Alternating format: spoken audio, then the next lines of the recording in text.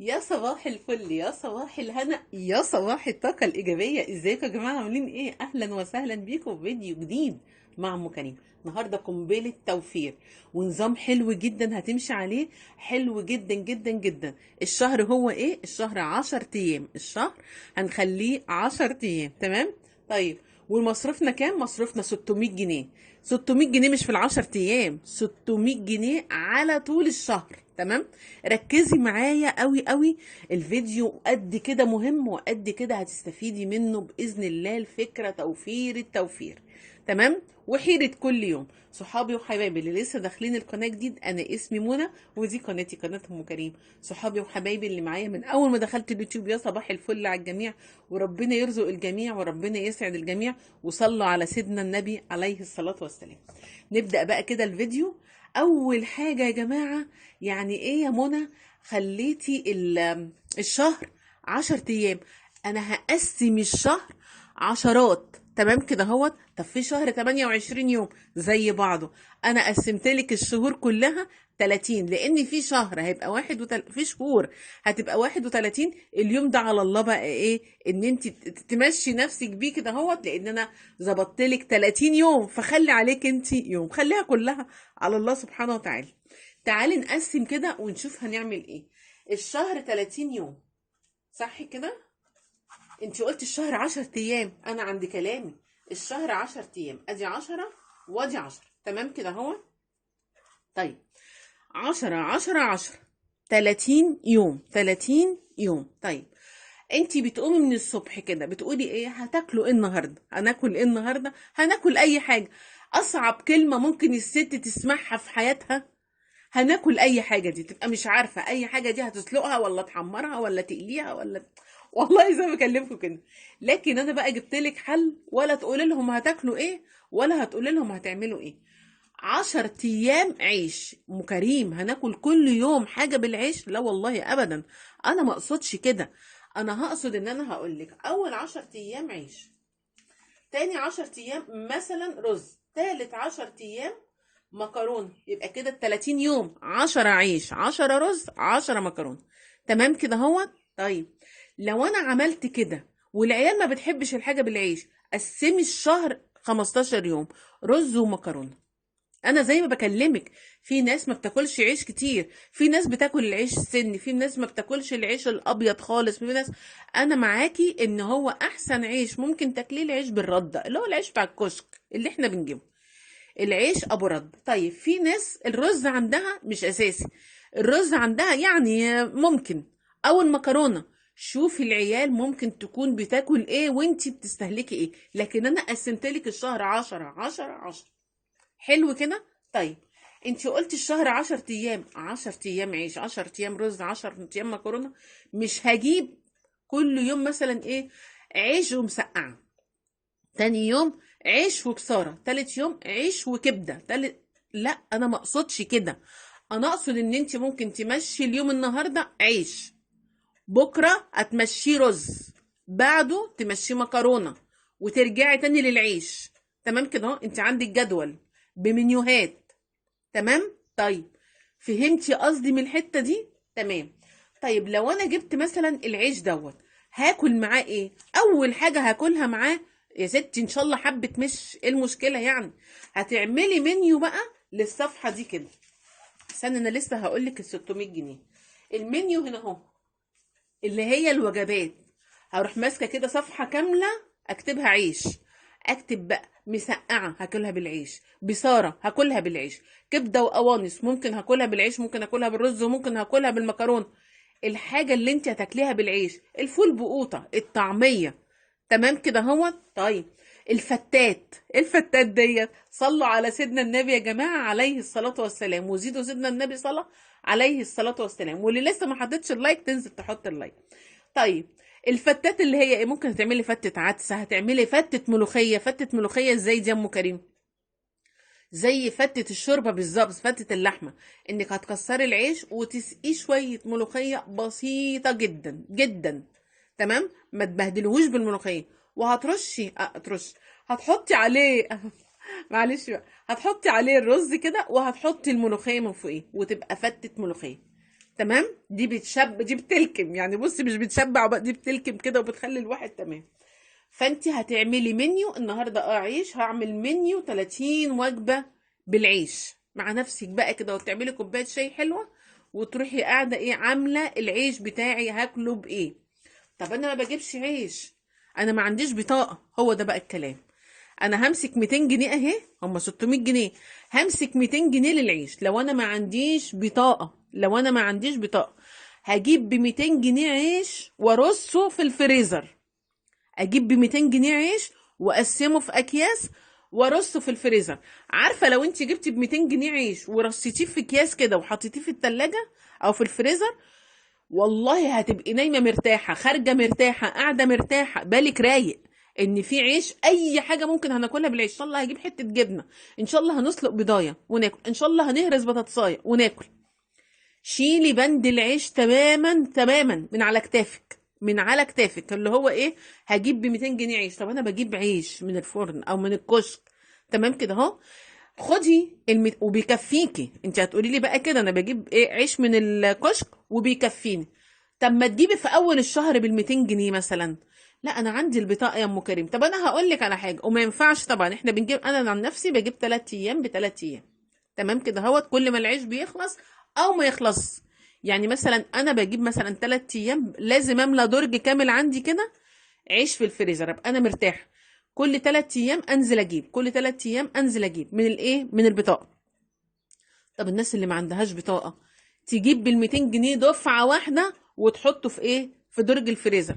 طب الناس اللي عندها بطاقه، الناس اللي عندها بطاقه وبيكفيها العيش 3 ايام زي كده يا منى، يبقى خلاص ممكن تاخدي ال 200 جنيه دي تجيبي بيها حاجه تانية خالص خالص، ملهاش دعوه بقى بايه، بالعيش. زي ايه؟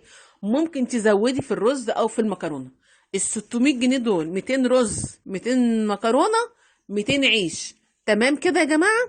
طيب انا عملت منيو وجبت ب 200 جنيه عيش، او خليت ال 200 جنيه على جنب، كل ما العيش بيخلص من عندي لاني ما عنديش بطاقه بجيب من ال 200 جنيه، او جبته دفعه واحده، تمام كده تمام. يبقى انا همسك بقى الرز، هجيب ب 200 جنيه رز، ب 200 جنيه رز. انا مش معاك انك تجيبي ب 200 جنيه رز. تخيلي بقى، انا بقول لك الحاجه وبقولها لك بامانه الله. الايام دي يا جماعه حر، الايام دي حر جدا. طيب هعمل ايه في الرز؟ انا مش معاك انك تجيبي الرز وتحطيه في علبه وتحطيه في ضرفه المطبخ، هيسوس بعد، بصي بعد يومين، مش عايزه اقول لك بعد ساعه، هيسوس لان درجه الحراره رهيبه. طب انا عايزه اجيب رز واخلص بقى، انا ما عنديش حد ينزل كل شويه هيجيب لي كل نص كيلو رز ولا كيلو رز. انا بعمل حاجه بقى في الرز، هي ايه؟ ان انا بجيب الرز ده واحط على كل كيلو معلقه زيت واقلبها في بعضها، تمام كده اهوت. انا الرز خلاص عندي كده، انا كمونة يعني الرز عندي خلاص بيخلص. يعني انا تقريبا كده اهوت، يجيب بالكتير قوي هجيب الرز بكره، ده بالكتير قوي، لان انا الرز خلاص عندي خلاص خلص كده تقريبا، يعني ما يكفيش عندي ربع كيلو رز، تمام. طب انتي ساكته ليه يا منى كده ما جبتيش رز؟ انا بجيب الشكاره يا جماعه ال5 كيلو، ال5 كيلو. بص صيف شتاء بجيب هي ال5 كيلو، تمام، لاني بجيبها الحبه الكبيره العريضه، ما بجيبش الكسر. الكسر دوت او الحبه الرفيعه هتعجن منك، لان ديت حاجات انا وقعت فيها، فلازم اقول لك عليها، تمام. استرخصت وجبت شكاره فعلا رخيصه وعجنت مني، تمام. طيب انا ممكن اجيب الرز دوت المكسر، اعمل بيه، اعمل بيه رز بلبن، اعمل بيه المحشي، اعمل بيه الممبار، احشي بيه فراخ وحمام، للحشوات بس، مش اكتر من كده، للحشوات او الرز بلبن. طب انت دلوقتي بتقولي انت بتجيبي الرز وتحطي عليه معلقه زيت على كل كيلو، تمام، على كل كيلو معلقه زيت، وبتقلب، والله العظيم بيقعد معاكي بالسنه، والله بالسنه. انا استحاله هقول لك جربي، تمام كده اهو، جربي في كيلو، جيبي كيلو حطي عليه معلقه رز غلفيه، معلقه معلقه زيت، غلفيه بالزيت كده، تمام، وسميه، لا هيجي عليه سوسه ولا دوده ولا نمله ولا الهوا، تمام كده اهو، بس تغلفيه كله. انا لما هجيب الشكاره يا بكره يا بعده يعني بالكتير قوي، لان انا همشي النهارده بالعيش وهعمل مكرونه، يعني عيش ومكرونه. هتعملي عيش ومكرونه ازاي؟ انا بعمل كده يا جماعه، لما بكون واقفه اعمل اكل، بعمل اكل يومين. انا همشي النهارده صحيح بالعيش، لكن هعمل صلصه مكرونه وهسيبها على رف التلاجة. بكره باذن الله ان ربنا احيانا يبقى انا هسلق حبه مكرونه وهمشي الدنيا كده، هتبقى الدنيا خفيفه عليا. تمام. طيب انا جبت كده ب 200 جنيه عيش زي ما انت قلتي، وب 200 جنيه رز وغلفته. مش عايزه تغلفي، هتقولي لي مثلا ايه؟ افرضي انا عايزه اعمل رز بلبن. هعمل رز بلبن بزيت؟ والله ما بتبان ابدا ابدا ابدا ابدا. انا بعمل رز بلبن وبعمل كشك وبعمل كل حاجه، ولا بيبان فيه، لاني بغسله. انا بنقيه واغسله واخليه زي الفل، والزيت ما بيبانش فيه نهائي. جربي في معلقه رز يا ستي، جربي في كوبايه رز. تمام كده اهو. طيب طب انا جبت دلوقتي العيش وعملت منيو للعيش. هتمشي بالرز. لو مش عايزه تغلفيه بالزيت، يبقى انت هتجيبي نص كيلو بنص كيلو او كيلو بكيلو، قد الاكله بالظبط، علشان الحاجه ما تخسرش منك في الصيف. كمان انا عايزه منك حاجه، لما تكوني بتجيبي اي حاجه من عند العلاف، حطي املي كف ايدك كده اهو وشميها. شمي لو الحاجه فيها كمكمه هتبان من الريحه. يعني اي حاجه. في مكرونه يا جماعه الايام دي بتبقى مكمكمه، والله زي ما بكلمكم. امسكي حفان كده اهوت، يعني كبشه كده في ايدك وشميها. مكمكمه سيبيها له، الله يسهل له بقى كده اهوت ويصلح حاله. تمام كده اهو. طيب يبقى انا جبت ب 200 جنيه عيش لو ما عنديش البطاقه. لو عندي البطاقه والله ممكن انا احيانا كتير بجيب ب 200 جنيه عيش مره واحده. تمام كده اهوت، من اي كشك بقى، ايه اللي هو العيش الكبير، مش العيش البطاقه مش هتديني. او ممكن اجيب من كشك نفسه اللي هو بقى العيش الايه السياحي ده اللي بيقولوا عليه بال 200 جنيه، واروح رصاهم بقى كده واخلص منهم. تمام. طيب اجيب ب 200 جنيه رز زي ما قلت لك هتجيبيه ازاي. لو انت هتغلفيه غلفيه بالزيت، لو مش عايزه تغلفيه على قد الاكله. تمام كده اهوت، عشان الحاجه ما تخسرش مننا. واعمل منيو بقى ايه، صفحه تاني للرز. هعمل رز وباميه، هعمل رز وكوسه، هعمل رز وملوخيه على شويه شوربه صغيرين واكل. تمام كده اهوت. طيب المكرونه، لو ولادك بيحبوا المكرونه اكتر من الرز، جيبي الحاجه اللي بيحبوها. يعني مثلا ان هما بيحبوا المكرونه اكتر من الرز، جيبي ب 300 جنيه مكرونه. ابدا اوعي تعملي اللي انا بقول لك عليه ده. اوعي تجيبي بقى المكرونه دي خصوصا، لان المكرونه ديت انا بجيبها. تمام كده اهو. بعمل ايه؟ بجيب مثلا كيلو او 2 كيلو او 3 كيلو بس. الله، طب ليه يا ام كريم بتجيبي 3 كيلو؟ ده انت بتقولي جيبي بال 200 جنيه. لا ده في الشتاء حبيبتي، في الشتاء جيبي بال 200 جنيه وانت قلبك ايه جامد. لكن في الصيف النار اللي احنا فيها دي، انا بجيب اقصى حاجه، اقصى حاجه بجيبها في المكرونه. بجيب كيلو مكرونه، بجيب كيلو شعريه اللي هي شعريه المكرونه، بجيب كيلو لسان عصفور. بس لما بكون واقفه بروح عامله ايه بقى؟ بروح حطاهم في التلاجة. بروح حطاهم في التلاجة. اللي هتقولك حطي فيها قرنفل، حطي فيها ورق ولوري، حطي فيها من الافتكاسات دي كلها بتسوس. انا عملت كل ده، بس عملته في ايه؟ مش في كيلو مكرونه. انا لما بتبقى في حاجه على النت بروح مجربه في حبه صغيره بتسوس وش كده. خلي بالك لو سوست وجيتي حمرتيها مش هيبان فيها السوس، انا بفهمك. لكن لو جيتي بقى سلقتيها ومسوسه، اعوذ بالله اللهم احفظنا، هيبان بقى في ميه السليق. فالمكرونه يا اما هتجيبي وتشيلي في التلاجة لو عندك مكان على رف التلاجة، يا اما هتجيبي بالطلب.